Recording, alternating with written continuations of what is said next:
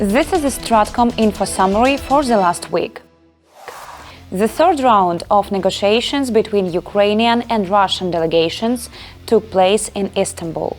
According to the head of the Ukrainian delegation, Secretary of the National Security and Defense Council, Rustem Umerov, Ukraine outlined three key priorities: a full and unconditional ceasefire, including an end to all attacks on civilian and critical infrastructure, a meeting between the presidents of Ukraine and Russia, attended also by the presidents of the United States and Turkey, and the return of all prisoners of war, including civilians and children unlawfully deported to Russia. Later that day, the ninth prisoner exchange took place. Participants of the Ukraine Defense Contact Group discussed a United States initiative that enables European countries to purchase American-made weapons for Ukraine. Germany will contribute 5 Patriot air defense systems, over 200,000 rounds for Gepard systems, and funding for long-range Ukrainian drones. The Netherlands pledged 200 million euros for interceptor drones and 125 million euros for F-16 maintenance. Norway has allocated 1 billion euros in 2024 for drone procurement. Sweden is preparing a new aid package, including air defense assets, artillery, and equipment. President Volodymyr Zelenskyi confirmed Ukrainians' request for 10 Patriot air defense systems. Germany has committed to funding 2 systems, and Norway 1. The president also highlighted Germany's newly granted rights to produce Patriot missiles. The United States Department of State has approved 2 arms packages for Ukraine, worth over $320 million. The first includes a Hawk Phase 3 medium-range air defense system, related equipment and support worth over $170 million. The second includes Bradley infantry fighting vehicles, spare parts and support equipment totaling $150 million. The Department of State has also approved a potential $330 million package for maintenance, services and equipment for United States-made air defense systems and M109 self-propelled howitzers. General Alexander Syrsky met with General Sean Clancy, chair of the European Union Military Committee.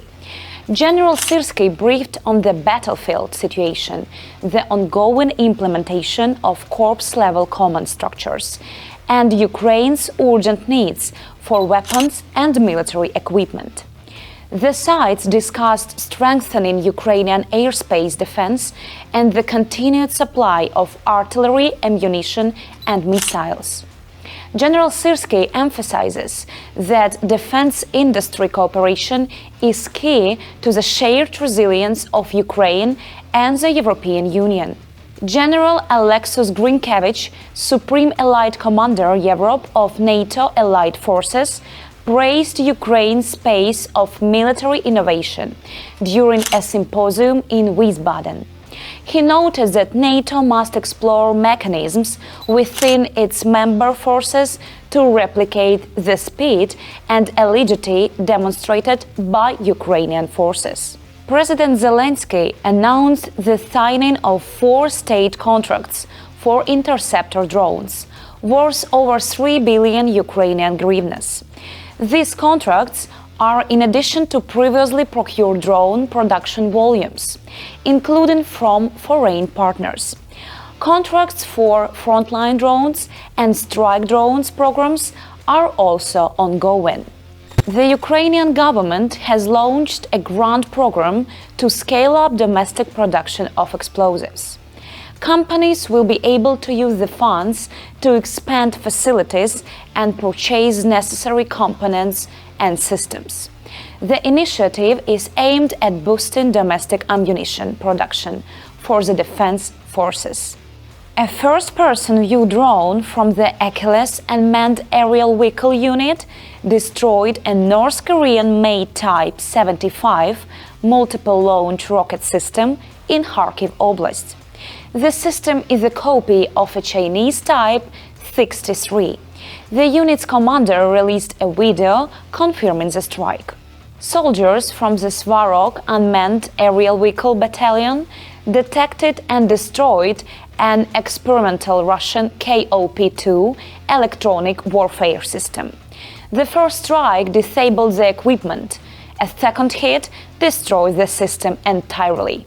The KOP-2 is part of Russia's ongoing attempts to counter Ukrainian drones. On July 20th, Ukrainian Defense Forces successfully struck a Russian S-300P air defense system in Belgorod Oblast, reducing Russia's long-range air defense coverage in the region. Ukrainian forces also targeted a Nebo-M radar complex, critically affecting its operation and degrading the capabilities of nearby radar assets. We Will Prevail, produced by the main communications directorate of the Armed Forces of Ukraine.